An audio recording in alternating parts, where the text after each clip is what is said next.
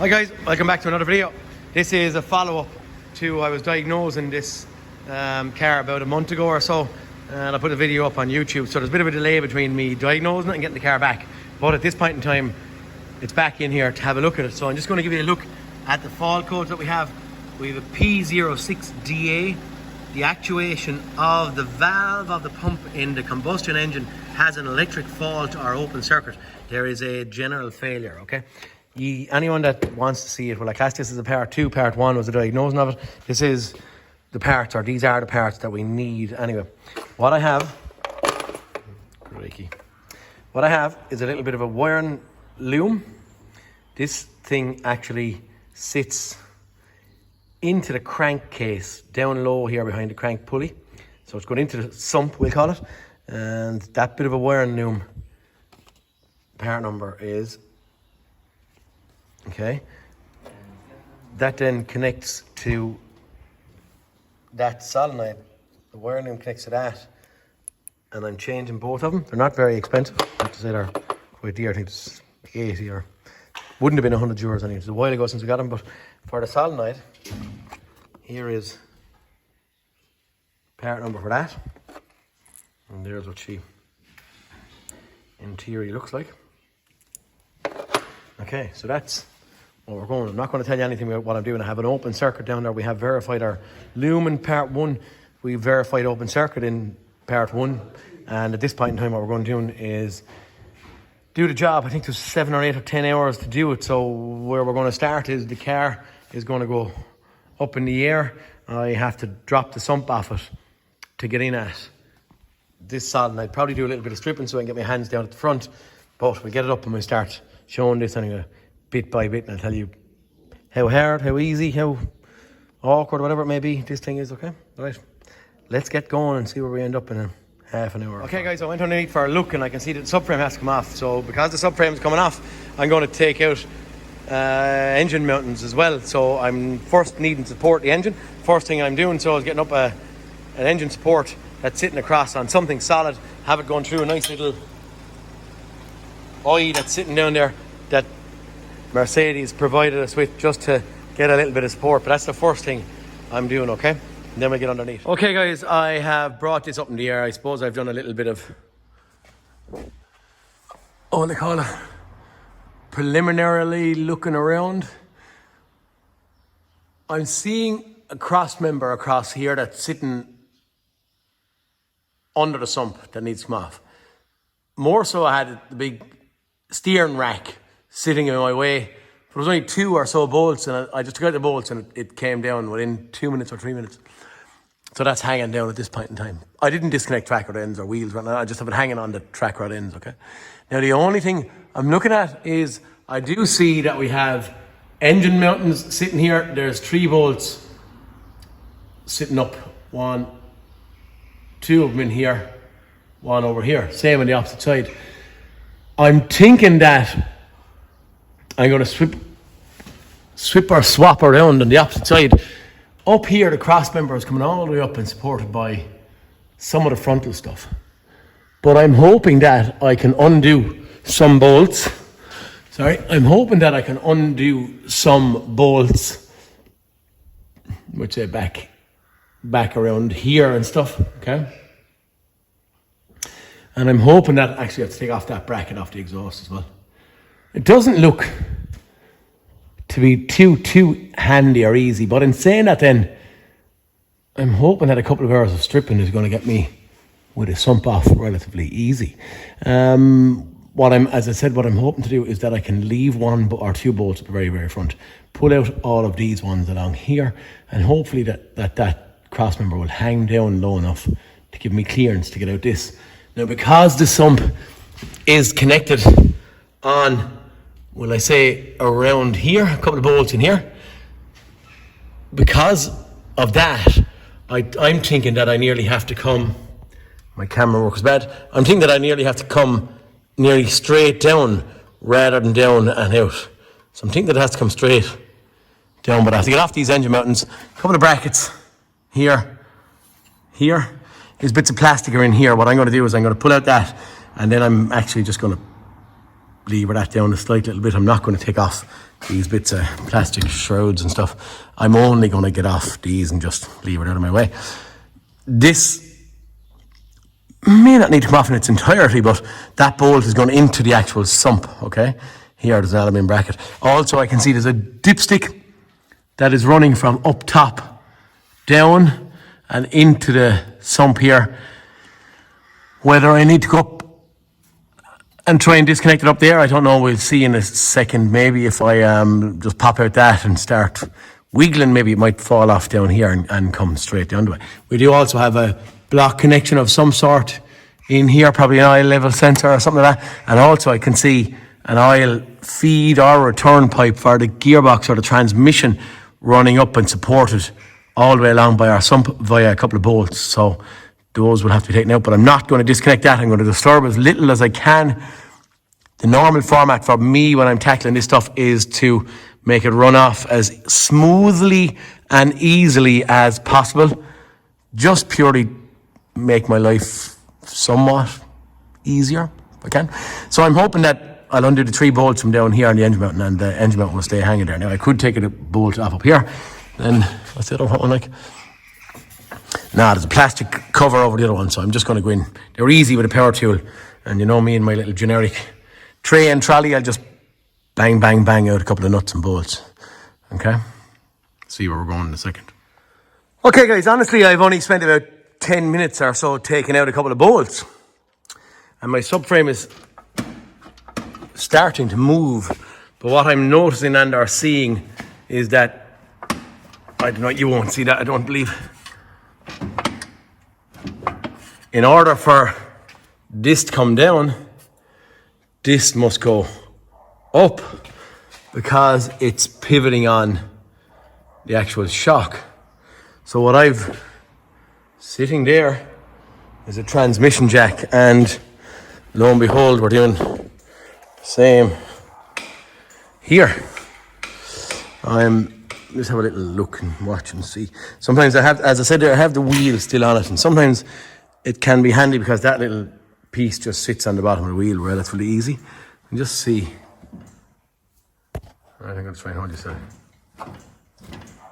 You seen that coming down? I'm jacking. Thank you, geez, I think I after getting a good bit of clearance there. Okay. Right, what have we got? Engine mounting anyway has gone about 3 or 4 inches away from it. You're thinking it'd have plenty of room to get in there, would you? I'm actually sitting on that little bear a little bit. Alright, that's just them little legs I was talking about. Probably not the best place to be putting them because they're pulling back at me somewhere there. Yeah, there seems to be plenty of room. You'd hope to get down a sump now, wouldn't you? So that's what I've done. A couple of holes, left everything in situ. Steering rack hanging down. But yeah, hopefully I'll start taking out a couple of bolts and see where I end up in here. Okay, so I'm going direct into my sump at this point. I'm probably about, I have been talking for a little while, but I'm about an hour into it. So yeah, hopefully it won't be too bad. Only another few minutes have passed, lads, and I'm after just taking out, I popped off that oil level sensor, and I'm after taking out a couple of little, I don't even know what size they are, male torque size 8 socket is, if a truth be told, is what I'm using on them. I never see it to fail. And I'm after running out a couple of bolts all the way around. Now what I can see from here, you're probably going to see it yourself. Sorry, I'm trying to get the light set up for you. From here, you can actually see there's a couple of bolts coming from the gearbox or the bell housing side in through and supporting that there. The bracket on the exhaust I didn't touch as of yet, but I just thought maybe I'd show you it at this point. So I have bolt sitting in there, there, there, there, and that one on the bracket. All I'm going to be using is just a power tool and a universal joint. And again, I'm not showing this for any apparent reason, just that sometimes some guys do ask me in comments to show maybe some of the, I don't know, impact gun work.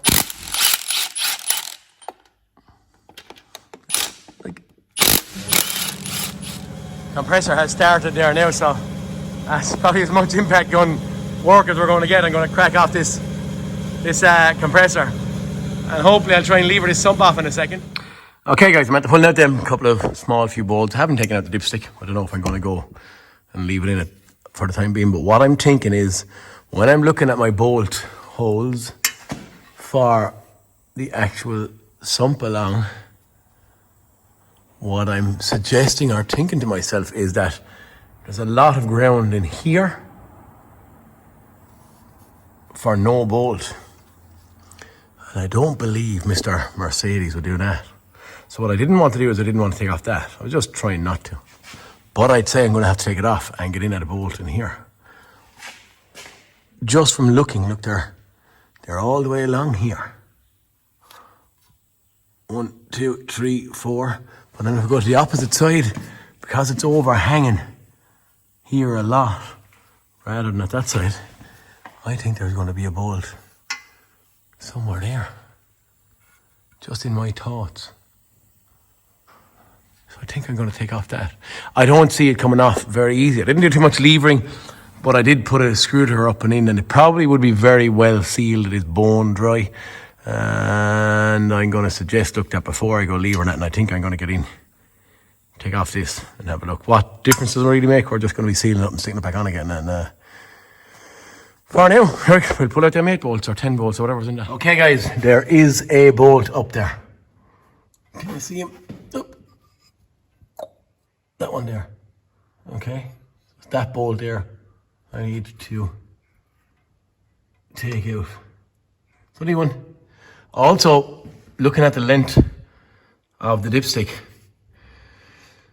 I feel it would be pretty awkward, not the dipstick, but the dipstick tube, it would be pretty awkward to get this thing out with that sitting in situ. I thought it was only going to be a little short little thing, but for now I'm going to get up and at least disconnect it and pull it up, maybe, yeah, totally if possible. Also, just, I didn't forget to mention a minute ago, the bracket that was sitting in here, I actually pulled it off in its entirety. Why did I pull it off in its entirety? Again, power tool extension, not in tight. Bang, bang, bang. And then there's one up here on the side that I used a spanner, ratchet spanner for, right? But again, it's that easy. I just took it out of my way to give me a bit of room. So I did. Okay, dipstick out. And then we're going to be trying to crack the grip on this sump. From up top, guys, dipstick. So there's our engine support. There's the engine itself. There's the dipstick. And there's the little bolt that's sitting inside it. I've just got a 25 or T25 Torx, and I'm just, there's no clearance there, but I'm just going with a little ratchet spanner, okay, on the top of it. I'm going to pull out that and then hopefully our disc will come up. Okay guys, at this point I have every bolt, I believe, out of it, and that one that was up there.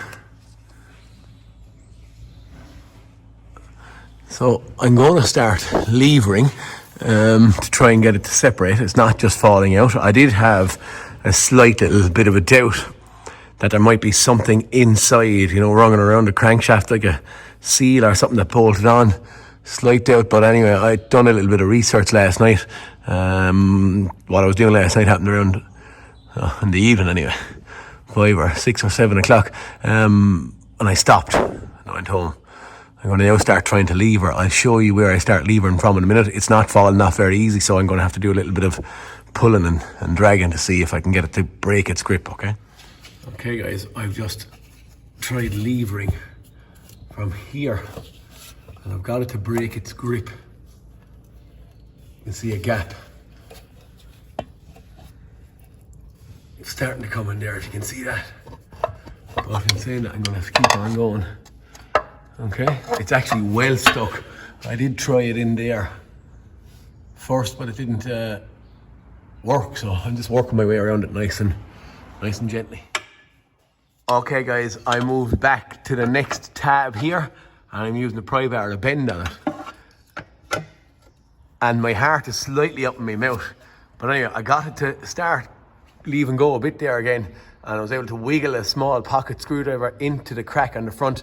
But I believe I'm starting at this point to get a grip on the actual sump, and I'm starting to get it to leave go. Can't see it there, but it is starting to leave go. Okay, but yeah, just be careful with it. It didn't come off, or it isn't coming off easy. It's fairly well stuck. Okay guys, we have our sump off. Came off relatively handy. Nothing in here for us to get caught with. All came down nice and easy enough. That little dipstick was a little bit awkward, alright, for to fidget down away from it, but again, it all worked out relatively easy. It wasn't too bad. Our task now is to get that solenoid and that wiring loom here replaced. So from in here, I'm going to disconnect that block connector and try and get this thing down and out of it, okay? I'll start wiggling and woggling and hopefully we'll have it out short. I had a little look at this piece to see how it actually came down. That flat side is on the outside, but there's only 2 legs sitting in here. So I just put a screwdriver underneath this and levered it down. Broke a little piece off it, but it doesn't matter because the old one is coming out, and then I'm going to pop up this one. So it is. Oh no, it didn't. It actually broke the piece. Doesn't matter. Again, that piece will probably. Well, maybe go up the way. I'm going to hope there. In a second, I'd like to get a screwdriver and hit the tip. Oh.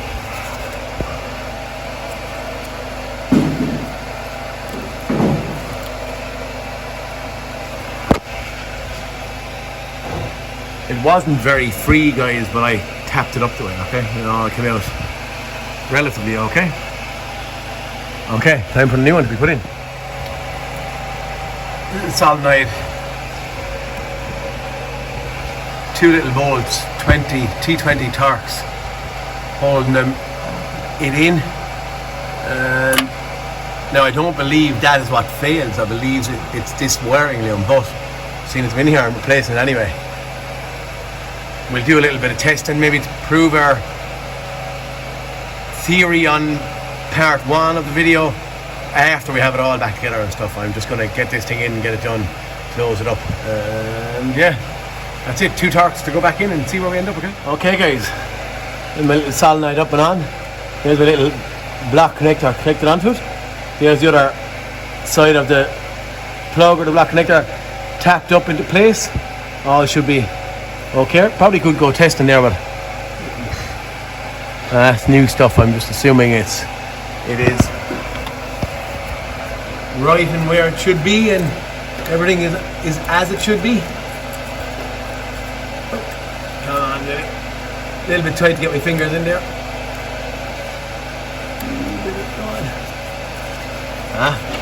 Two-handed job, is it?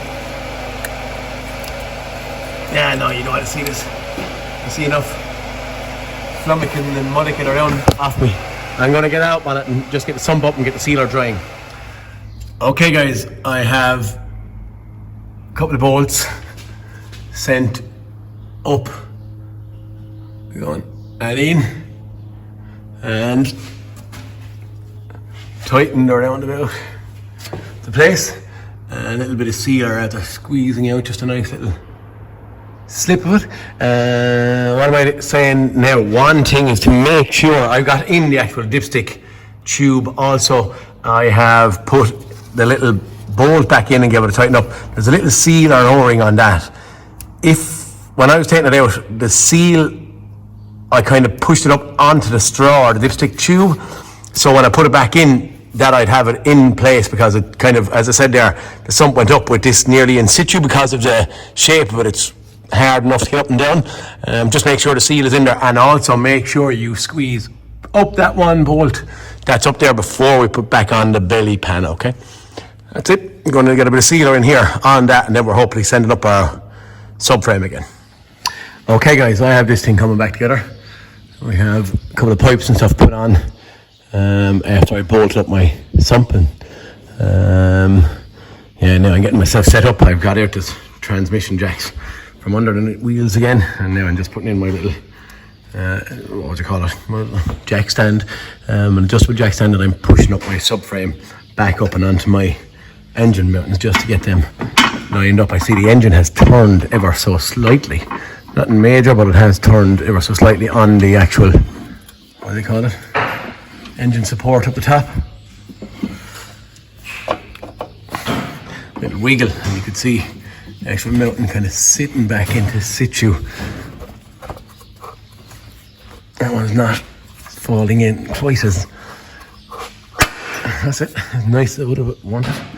Okay, she's got me there now, and my jack stand is heading up, it's twisting a little bit on it, but it seems to be doing its job and working as we expect. Okay, right, time to get back in a few bolts in my subframe. And the steering column will go back on when I have my steering rack coming back up to it, but for now it's all right where it is. Okay guys, apologies for the compressor going in the background, but you can see I have my steering rack. Steering rack is back up, and any of the bits and pieces of bolts around there I still have to put in the 6 bolts in the engine mounting, but I've bolted up my subframe in its entirety. Word of warning, just the steering column now, I'm working on this myself, so there's no one at it other than me, coming apart and going back together in theory the one sitting. So the steering rack and the actual coupling that goes on it, just don't leave them, misaligned, don't leave that spin around in circles, don't leave that spin around in circles. Just be sure, even if you're cautious, put a tie clip on it to stop any interference with the clock spring up the top or anything, okay? And don't turn the steering rack. But that's kind of it. I'm just going to stick that together now. Okay guys, that's it. Under tray back on. Time to get up top, put a bolt in our top of our dipstick, and a bit of oil. Okay guys, she's back together, and I've got her filling her with oil and stuff. I suppose, look, hey, come here, one thing I'm going to point out here that maybe I didn't mention already, which I didn't. This is a plug-in hybrid. So what we have is electrical energy down around the flywheel and stuff, but we didn't have to go into in there, so I didn't have to deal with the high voltage system at all, which is, well, whether a bonus or not, I don't know, but we didn't have to, just for anyone that's going to be tackling it. Now, anyone that knows me then will know of my first video that I had on this part 1, as I said there, which is about a month ago, but there is the fault code. We were dealing with the P06DA, and that circuit was where I identified faults in. We could not clear fault codes at all, so we're going to know, okay, right. It was very easy for me on 2 or 3 occasions. I showed how I bypassed the circuit, I think, did I almost test the circuit? No, I put in a resistor or a decade box or something in there to make the fault code go away on the original video, but sure, for now we have no codes. We'll just have a little look again. No fault codes. I'm going to get the car running. I'll do a touch base with you after I'm done, and we'll have another little look to see have we anything in here, okay? Okay guys, I'm after out for a little bit of a drive. We're back in battery mode now, and she's stopped here, but I've just done a code scan. No codes, only on engine management. That's all I was chasing after. So I suppose, yeah, for this one we're done, we're dusted. We're classing this one as a fix. And some kind of weird music happening in the background. We're classing this one as a fix, and not as daunting as what it would seem to be. Very manageable. Same as any sump being dropped off, there's no big deal. And the changing of the solenoid and the wiring loom again was quite easy. So it's just a bolt-in part. So some people ask me that in comments and stuff, is there programming or some of this crack? No, not at all. It's only a solenoid. So it's just a bolt-in part. Pulse width modulated what it's going to be. But for now anyway, yeah, this thing is in, it's done. Our fault that we couldn't get rid of in part 1, or the diagnosing of this thing is done. It's now going away and gone for us. We're happy. Oil pressure is back.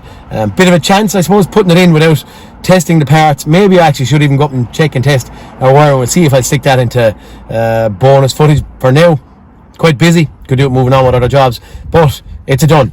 Lads, if this is a C350 hybrid 2016, if anyone wants to know the make and the model. And yeah, what am I going to say? If you get any hints and tips out of me that you like, please click on like. If you find the videos anyway interesting, or think they're any kind of explanation on any kind of job, just like and subscribe, okay? And I'll talk to you next cartoon. Peter Kennedy, signing out. See you guys.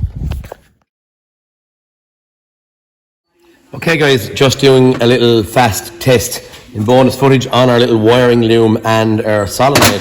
All I have is a multimeter on ohms.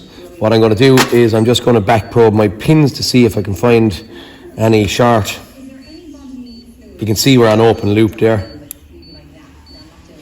I have done a test on my leads, and my leads have 0.5 of an ohm of a resistance in it, but if I go in on that pin, that wire is in theory good at that point in time. You can see our 0.46 or whatever it may be. I'm going to pop over onto the next pin and just see.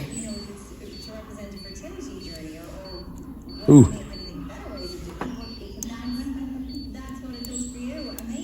Okay. So I'm going to show you here. You can see I'm actually back probed into one of the pins here, and then I'm going over and onto that pin. Okay, that's it. Confirmed. Back onto the opposite pin. It actually is the loom. There we have continuity on that wire there, as you can see. And on the opposite one, we have zero continuity, open circuit. Okay, I did hear that these were the problem more so than these. We won't even check that. Problem is confirmed there. Bonus footage. Anyway, I hope that's some way good to you. That loom is our problem more than solenoid. Guys, thank you. Talk to you soon. Peter Kennedy, signing out.